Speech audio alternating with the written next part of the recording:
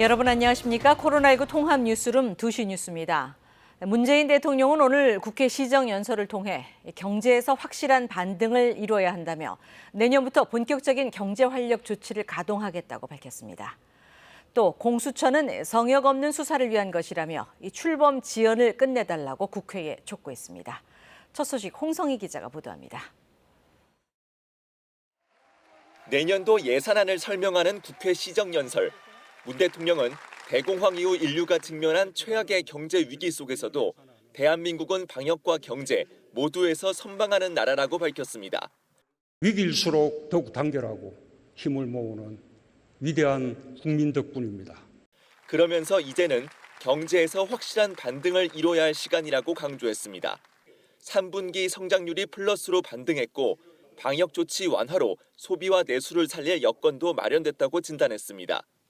내년부터는 경제를 정상적인 성장 궤도로 올려놓기 위해 본격적인 경제 활력 조치를 가동하겠다고 말했습니다. 정부가 제출하는 2021년 예산안은 위기의 시대를 넘어 선도국가로 도약하기 위한 예산입니다. 특히 일자리가 경제 회복의 출발점이라며 일자리 유지 창출에 우선을 뒀다고 말했습니다. 또 160조 원 규모의 한국판 뉴딜 추진과 미래 성장 동력에 대한 투자, 고용 사회 안전망의 확충도 강조했습니다. 부동산 정책은 실수요자 보호, 투기 억제에 대한 의지가 단호하다고 했습니다. 임대차 3법을 조기에 안착시키고 질 좋은 중형 공공임대 아파트를 공급하여 전세 시장을 기필코 안정시키겠습니다. 국회를 향해선 위기 속에서 협치는 더 절실하다며 권력기관 개편 등 법안 처리와 공수처 출범을 촉구했습니다. 성역 없는 수사와 권력기관 개혁이란 국민의 여망이 담긴 공수처의 출범 지연도 이제 끝내주시기 바랍니다.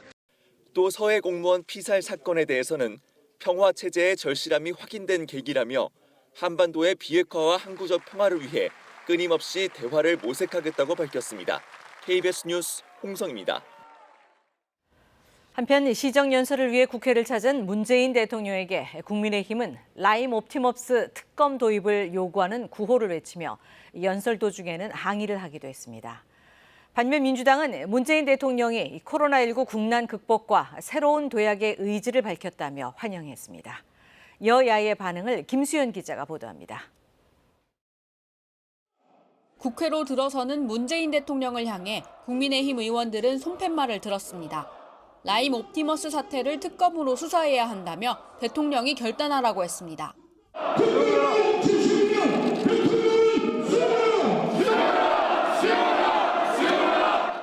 시정연설 전 대통령과 3당 대표가 만나기로 했던 사전 간담회에도 국민의힘 지도부는 불참했습니다. 김종인 비대위원장은 물론 당초 간담회에 참석하려던 주호영 원내대표도 발길을 돌렸습니다.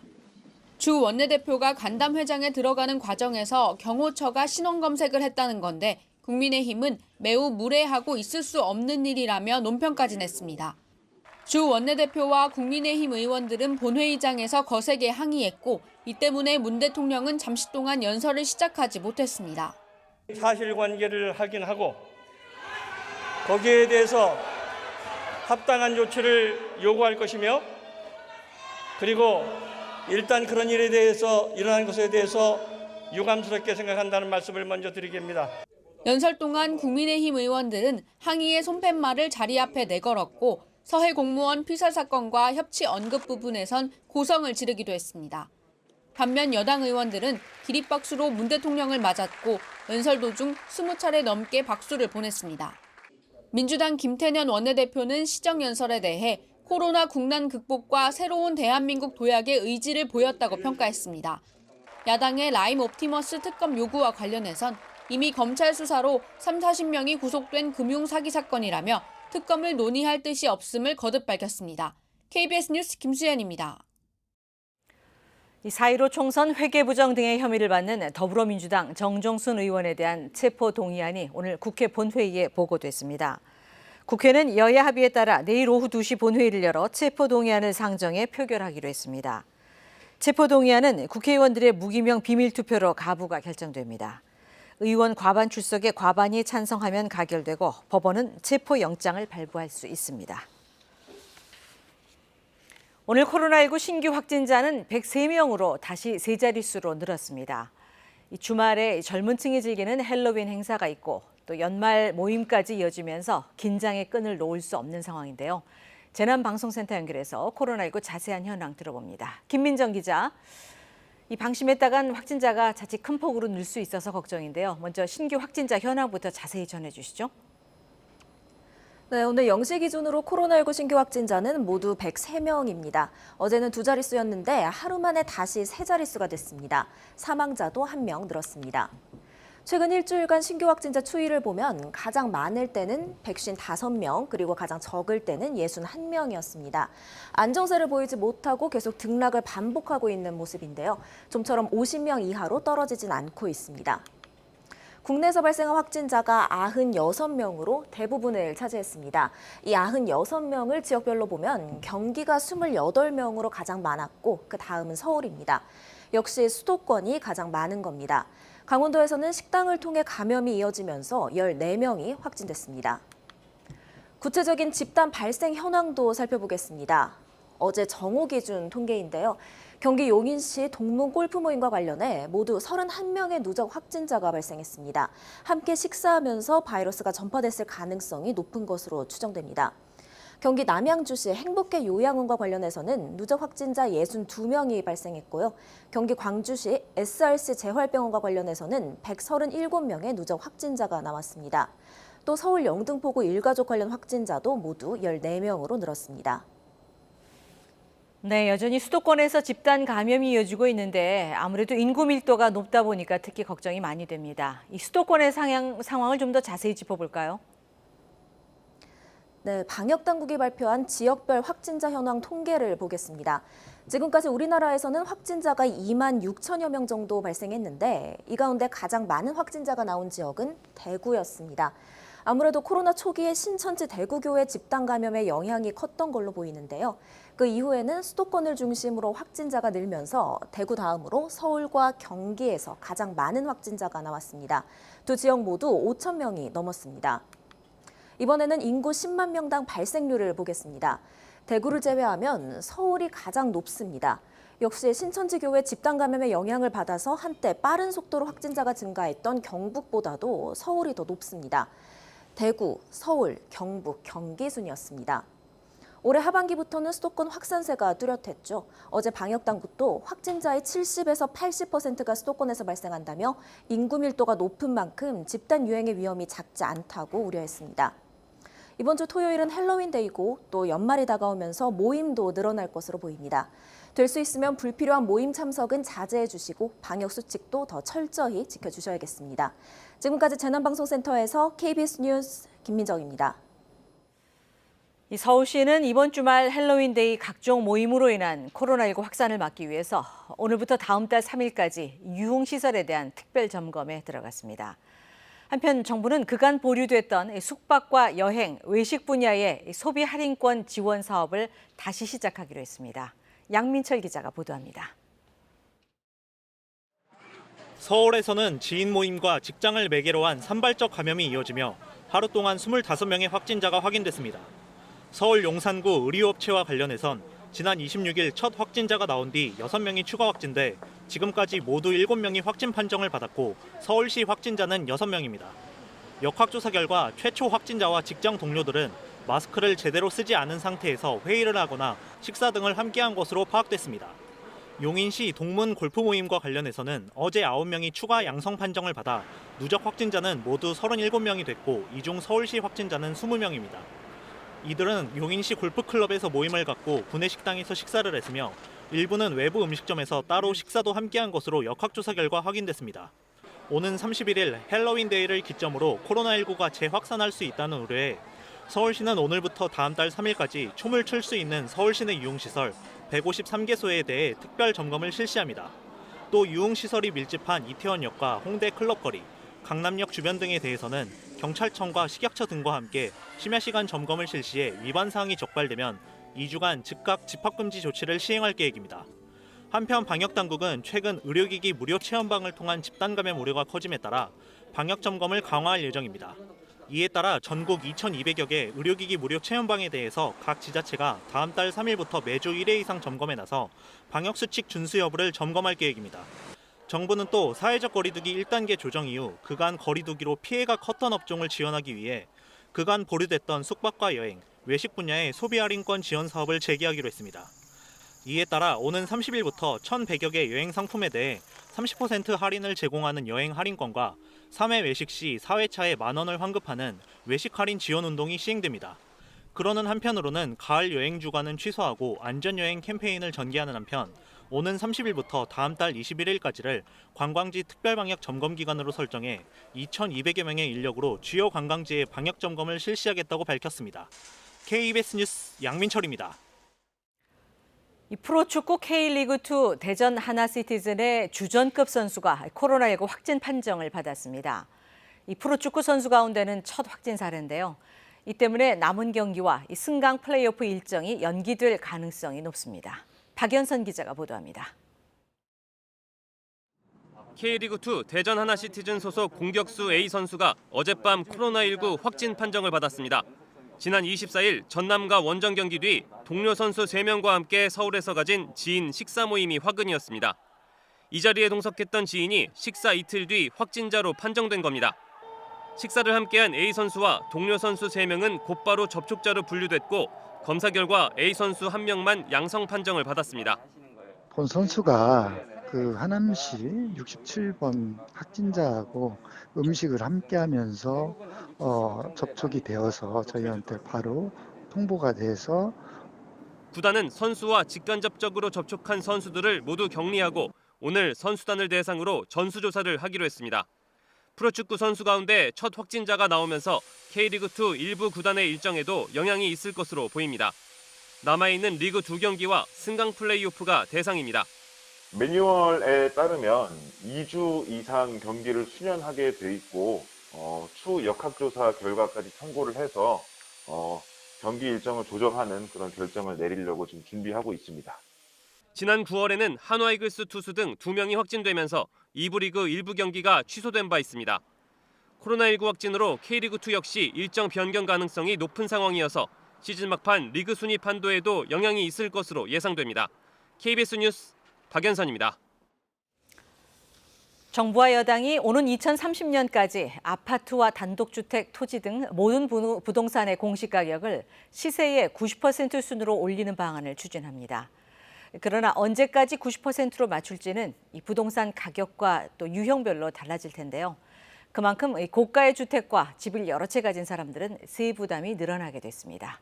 보도에 천효정 기자입니다.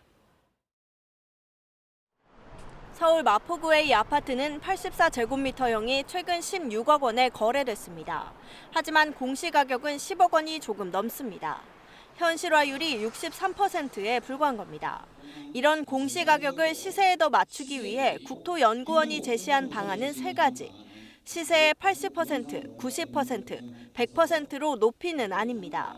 여당은 이 중 90% 안을 유력하게 제시했습니다. 공시지가를 시가의 90% 정도까지를 맞추자라고 하는 긴 로드맵입니다. 그 사이에 재산세 변동이 당연히 있을 수 있습니다. 현실화 목표는 정해졌지만 언제까지 90%로 맞출지는 부동산 가격과 유형별로 다릅니다. 기준은 9억 원입니다. 9억 원 미만 공동주택의 경우 처음 3년간은 연 1%포인트 미만으로 상승폭을 조절합니다. 그 다음엔 1년에 3%포인트 정도 오르는데 90%까지 10년이 걸릴 것으로 예측됐습니다. 상대적으로 낮은 가격의 부동산 공시가격이 급격히 뛰어 서민층의 세금 부담이 커지게 되는 것을 막기 위한 취지입니다. 반면 9억 원 이상 공동주택은 조정기간 없이 매년 3%포인트씩 바로 높아집니다. 15억 원까지는 7년, 그 이상은 5년 만에 90%에 도달합니다. 현실화율이 낮은 단독주택의 경우 연 3%포인트대의 상승률을 적용하면 90% 달성까지 최대 15년, 표준지의 경우 최대 8년이 걸리는 것으로 나타났습니다. 국토부는 공청회에서 나온 의견을 최종 검토한 뒤 공시가격 현실화 방안을 확정해 발표하기로 했습니다. KBS 뉴스 천유정입니다. 당정은 이와 함께 1주택자의 재산세 부담을 낮추는 방안도 내놓기로 했습니다. 이 공시가격이 오르면 중저가 주택에 실제 거주하는 1주택 소유자들도 이 세 부담이 늘어날 것이라는 우려를 잠재우기 위해서입니다. 계속해서 임종빈 기자가 보도합니다. 정부가 중저가 집 한 채를 가진 서민들의 재산세 부담을 줄여줄 계획을 발표하겠다고 밝혔습니다. 홍남기 경제부총리는 오늘 오전 부동산 시장 점검 관계장관 회의에서 이같이 밝히고 조만간 관계부처에서 세부 내용을 발표할 예정이라고 말했습니다. 당정은 현재 공시지가 9억 원 이하 주택의 재산세 인하를 검토 중입니다. 그러나 관심이 쏠렸던 전세 대책은 나오지 않았습니다. 홍 부총리는 저금리와 가을 이사철 등 전세 시장에 다양한 불안 요인이 있지만 4분기 입주 물량이 예년을 웃도는 상황을 감안할 필요가 있다고도 설명했습니다. 신규 주택 공급이 시장 안정에 기여할 수 있는 가장 확실한 방안이라면서 지난번 8.4 대책에 포함했던 지분 적립형 분양 주택에 대한 구체적인 계획을 내놨습니다. 최초 분양 지분을 20에서 25%로 하고 이후 4년마다 10에서 15%씩 지분을 늘려 20-30년 뒤에 100% 소유하게 한다는 방침입니다. 분양은 2023년부터 가능할 것이라고 밝혔습니다. 신규 공급주택 중에 공공보유부지, 공공정비사업, 기부채납분 등 선호도가 높은 도심 부지부터 점진 적용할 계획이며 홍 부총리는 불법 전매와 불법 중개 등 시장 교란 행위에 대한 강력한 특별 단속이 이뤄지고 있으며 지금까지 약 2,000명이 단속됐다고 밝혔습니다. KBS 뉴스 임종빈입니다. 지난 8개월간 중단됐던 한일 두 나라의 국장급 대면 외교가 오늘 다시 시작됩니다. 스가 총리 취임 이후 외교 당국자 간의 첫 만남인데요. 현안인 강제징용 배상 문제와 한중일 정상회담 개최 여부 등이 집중 논의될 것으로 보입니다. 보도에 최영윤 기자입니다. 한국과 일본의 국장급 외교관들은 지난해 두 나라를 번갈아 오가며 매달 국장급 협의를 열어왔습니다. 강제징용 배상 문제 등을 놓고 극명한 입장 차이를 보이면서도 소통을 지속하는 데 공감했기 때문입니다. 하지만 올해 2월 코로나19 사태가 발생하면서 국장급 협의는 전면 중단됐습니다. 그나마 해오던 전화협의도 올해 6월이 마지막이었습니다. 대면 협의 중단 8달 만에 다키자키 시게키 일본 외무성 아시아대양주 국장이 오늘 방한합니다. 스가 총리 집권 이후 외교당국 간 왕래는 이번이 처음입니다. 다키자키 국장은 내일 김정한 외교부 아시아태평양 국장과 만날 예정입니다. 강제징용 배상 문제와 한중일 정상회담 개최 등 양국 현안이 집중 논의될 것으로 보입니다. 스가 총리는 강제징용 피해자 배상 문제에 대해 한국 정부가 해결책을 제시해야 한다는 입장을 고수하고 있습니다. 다키자키 국장은 내일 이도훈 한반도 평화교섭 본부장과도 면담할 것으로 알려졌습니다. 이 본부장과는 북한의 일본인 납치 문제를 비롯해 북한 정세를 놓고 의견을 나눌 것으로 예상됩니다. 아베 정권에서는 타협점을 찾지 못했던 두 나라가 국장급 협의 재개를 계기로 돌파구를 마련할지 주목됩니다. KBS 뉴스 최영윤입니다. 추미애 법무부 장관이 윤석열 검찰총장의 서울중앙지검장 시절 옵티머스 사건을 무혐의 처분한 과정에 대해 감찰 지시를 내렸습니다. 이른바 봐주기 수사가 있었는지, 또 당시 검사장으로서 해당 사건을 보고받았는지, 아니면 왜 중요 사건으로 보고되지 않았는지 그 진상을 확인하라는 건데요. 사실상 윤 총장을 상대로 한 감찰 지시입니다. 보도에 김진호 기자입니다. 서울중앙지검이 수사해 지난해 5월 불기소 처분이 난 옵티머스 자산운용 사건. 윤석열 검찰총장은 당시 중앙지검장이었습니다. 총장께서는 그 내용을 처리 과정에서 몰랐다 이렇게 말씀하신 거죠? 이번에 알게 됐습니다. 부실 수사 논란이 커지자 추미애 법무부 장관은 법무부와 대검 감찰부에 해당 수사에 대해 합동 감찰을 벌이라고 지시했습니다. 추 장관은 인수자금에 대한 계좌 추적 등 기초적 조사도 거치지 않았다면서 봐주기 수사나 전직 검찰총장 등 유력 인사들의 로비에 의한 사건 무마가 있었는지 여부에 관해 진상을 확인하라고 했습니다. 또 추 장관은 사건 처리 내용이 당시 중앙지검장인 윤 총장에게 보고됐는지도 사실을 규명하라고 지시했습니다. 여기에 피해 규모가 컸는데도 중요 사건으로 분류되지 않은 경위까지 밝히라고 했습니다. 당시 부장검사로 수사를 맡았던 김유철 원주지청장은 부실 수사는 없었다고 맞서고 있습니다. 수사를 의뢰한 전파진흥원 측의 진술이 불분명하고 내부 경영권 다툼에서 비롯된 사건이라 강제 수사 등을 펼치는 게 적합하지 않았다는 등의 이유를 들었습니다.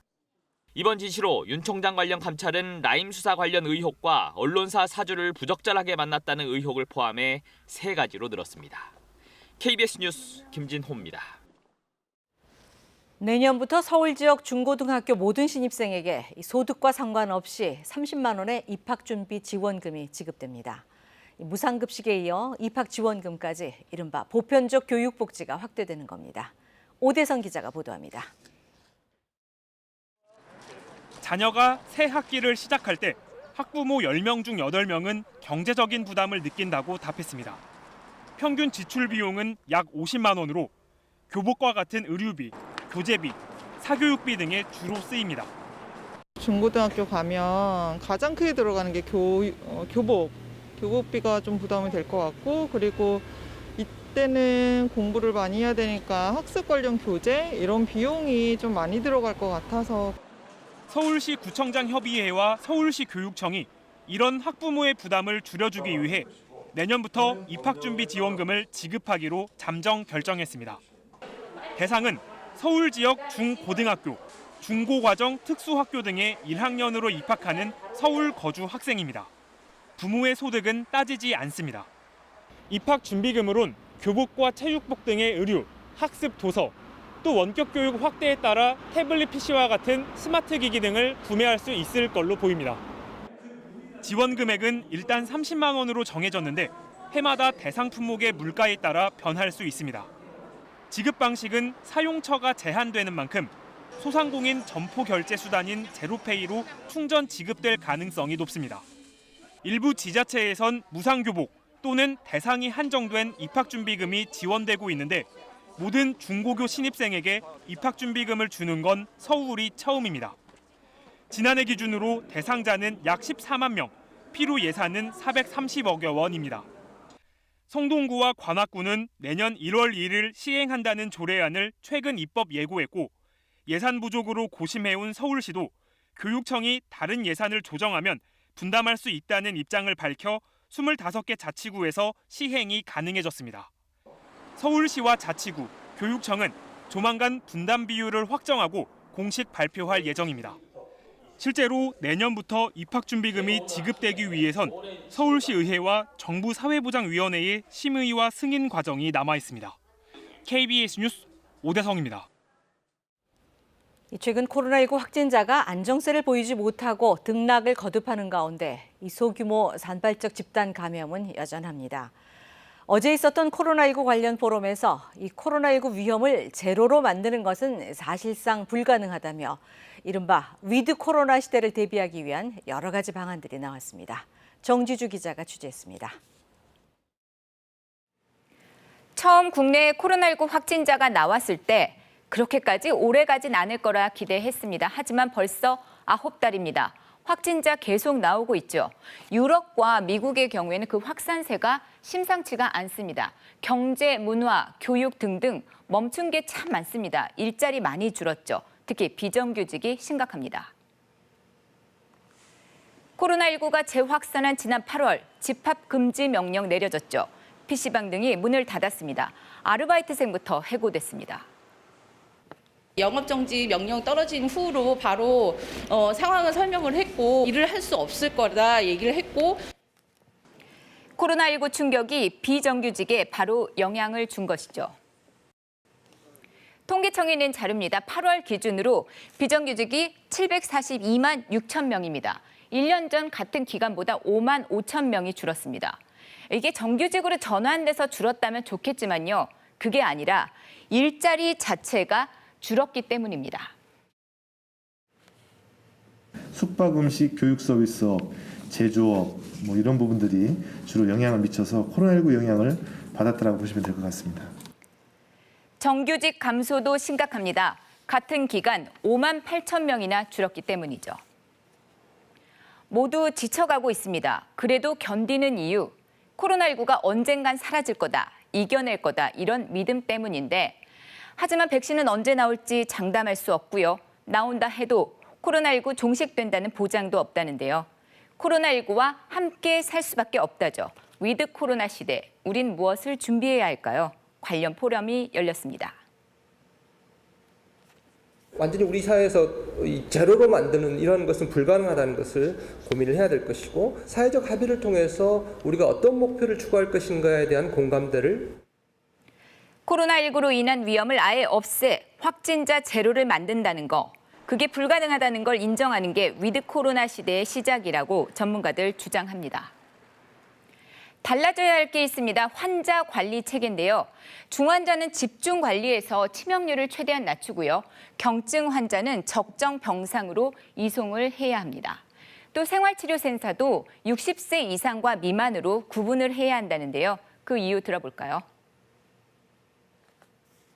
의료적 기능이 좀 강화된 생활치료 시스템을 하나 만들어서 60에서 70세 사이의 환자분들을 일단 밀접 관리하는 그런 패턴, 그런 정책이 필요하지 않겠나는. 코로나19로 취약계층을 위한 돌봄도 멈췄습니다. 이 또한 문제라는 지적도 있는데요. 서비스 중단이나 기간 폐쇄는 방역 차원에선 가장 쉽고 강력한 조치입니다. 하지만 돌봄이 필요한 당사자의 욕구를 간과한 행정 편의적 대응책일 수 있습니다. 감염 위험을 줄이기 위한 사회적 책임을 조금 더 심각하게, 중요하게, 비중 있게 생각해 볼 필요가 있겠습니다.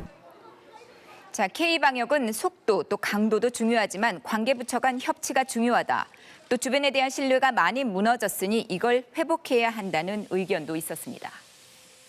아마도 금년 겨울이 내년 언젠가 시작될 코로나19의 백신 접종을 앞두고 거리 두기로만 코로나19를 극복해야 할 두 번째이자 마지막 겨울일 것입니다. 그 마지막 겨울로 접어들고 있습니다. 방역당국 올해만큼은 동절기 모임을 최대한 자제해달라 이렇게 당부를 하고 있습니다. 거리 두기, 마스크와 손 씻기 이 세 가지 방역 수칙은 기본입니다. 창문 꼭 닫는 겨울이죠. 이 환기도 필수입니다.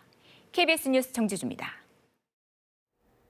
수도권과 강원, 충남 지역은 미세먼지 농도가 낮아졌습니다. 대기 확산이 원활해지면서 그 밖의 지역도 미세먼지 농도가 점차 낮아지겠습니다. 오후에는 찬바람이 불면서 쌀쌀해지겠습니다. 내일 서울의 아침 기온 4도로 오늘보다 7, 8도가량 기온이 크게 낮아지겠습니다. 강원 산지와 충북, 경북 지역엔 한파주의보도 내려지겠습니다. 오늘 오후에는 전국이 맑겠고 서해안 지역에서는 바람이 강해지겠습니다. 낮 기온은 광주가 20도, 대구와 부산은 21도에 머물겠습니다. 바다의 물결은 서해상에서 최고 2.5m로 비교적 높게 일겠습니다. 내일은 한낮에 15도 안팎까지 오르면서 당분간 쌀쌀한 날씨가 이어지겠습니다. 기상정보였습니다. 코로나19 통합 뉴스룸 2시 뉴스를 마칩니다. 시청해주신 여러분 고맙습니다.